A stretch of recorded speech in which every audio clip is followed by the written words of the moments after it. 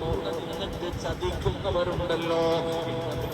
അള്ളാഹുവിന്റെ പ്രവാചകൻ സ്വല്ലല്ലാഹു അലൈഹി വസല്ലമ തങ്ങൾ അവരെ കുറിച്ച് പറഞ്ഞത് അവര് മുസ്ലിമീങ്ങളല്ല, അവര് മുഅ്മിനീങ്ങളല്ല, അവർ അള്ളാഹുവിന്റെ സ്വർഗ്ഗത്തിന്റെ അവകാശികളല്ല. അവന് നമ്മുടെ കൂട്ടത്തിൽ കൂട്ടരുത്.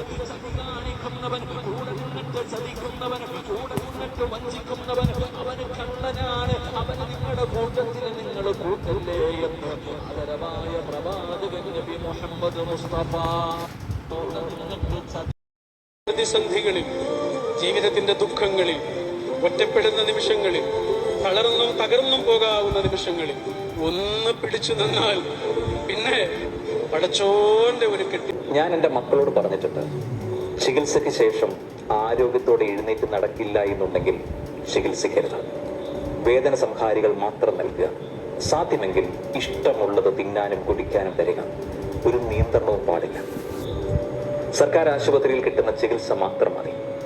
നാട്ടുകാരോട് പോയി പണി നോക്കാൻ പറയുക. സ്വകാര്യ ആശുപത്രികൾക്ക് കൊള്ളയടിക്കാൻ അവസരം നൽകി കുടുംബം കുളം തോണ്ടരുത്.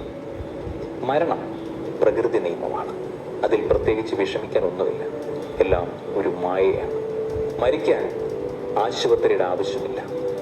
രോഗി രക്ഷപ്പെടുക ഇല്ലെന്ന് തോന്നിയാൽ രോഗിയെ വീട്ടിൽ കൊണ്ടുപോകാൻ ബന്ധുക്കളെ പ്രേരിപ്പിക്കുകയാണ് ആശുപത്രിയിൽ ചെയ്യേണ്ടത്.